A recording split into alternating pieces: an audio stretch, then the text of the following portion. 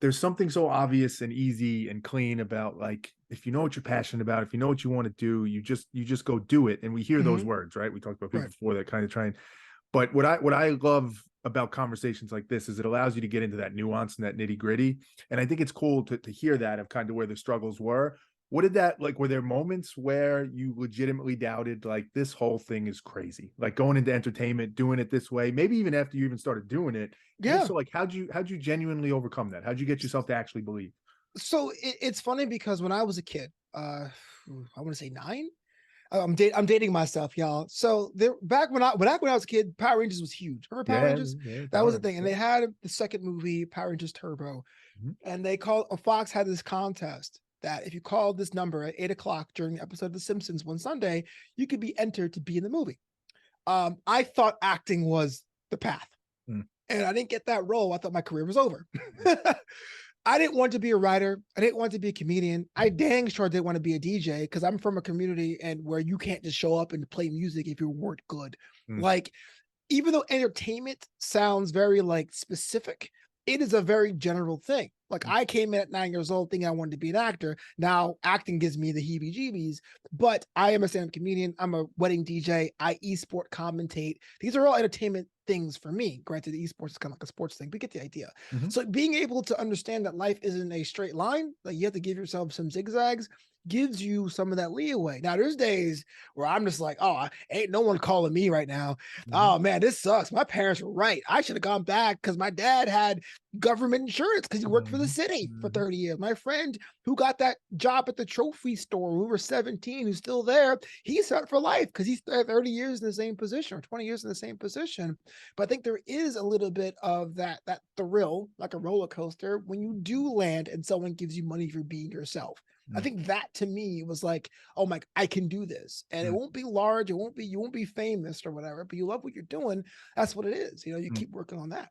Mm. Mm. And what's cool too about what you do, which I think is interesting, is stand-up comedy, wedding DJ, you said it before, Mm-hmm. entertainer in general. Mm-hmm. You need to understand people to entertain people. You Yeah. need to understand people to eventually make them laugh or to make them feel that good on their wedding day, right? Whatever it is, as a DJ, right? Making them get into the moment and feel it and all that.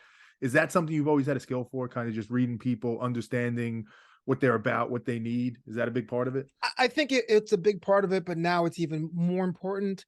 And I want you to know words carefully because I don't quite believe in the sentiment that people are more sensitive than before. Got a lot of Mm. comedians say that, oh, people are just too PC.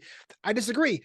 Book burnings aren't new. They've been Mm-hmm. doing that for centuries. I think the difference now is social media. You can find people who think the way you do, and you can mobilize. But so reading the room is super important. And you can have a joke, but you can tailor your tag or punchline for the crowd.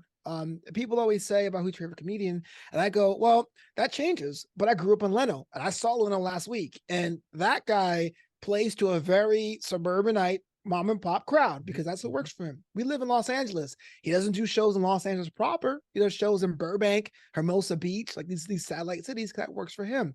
If you're Chappelle, you're not going to put Chappelle on, in the city either. Like, it's a different thing for everything. So reading the crowd is important. Being able to switch is important. If you are feeling hip hop in your DJ mix and someone wants the Beatles and they're a guest of honor, so you have to do it. You got to find a way to make that work. Mm-hmm. And I think a lot of that translates to other things as well.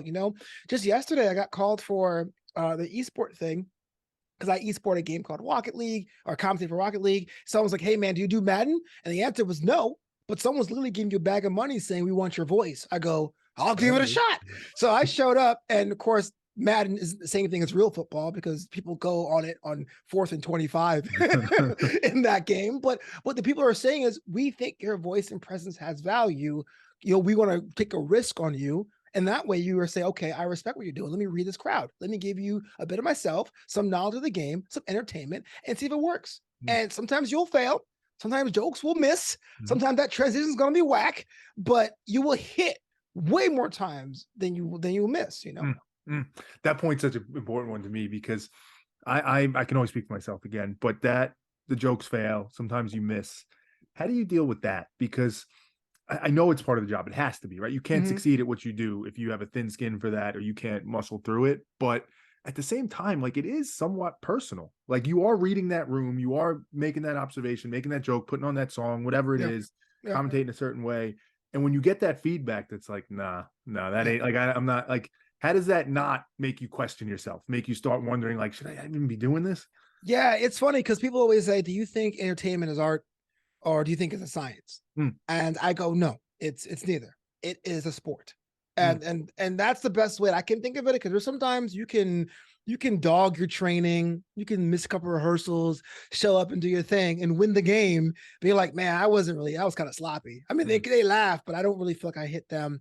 And there's times you can do everything in your power and just come up short. And there has to be a little bit of an appreciation for what you do as a craft person. Like, I did the best effort I could. I chose the director I thought it was. It didn't happen this time, and I'll move on.